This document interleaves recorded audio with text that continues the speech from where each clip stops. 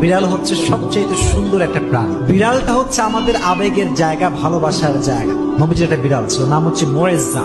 নাম কি? মোয়েজ্জা। একটা হাদিসে এসেছে, অবাক করা হাদিস। দেখেন, নবীজি একবার ঘরে প্রবেশ করলেন, নবীজির জামা রাখা আছে।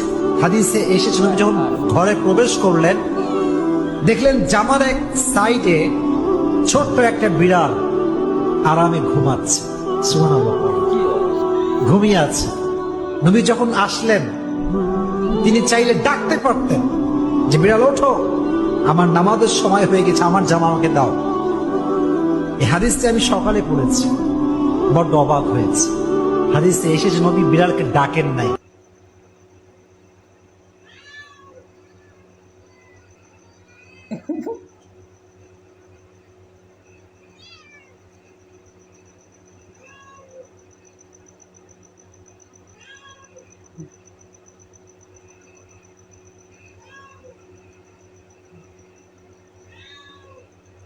না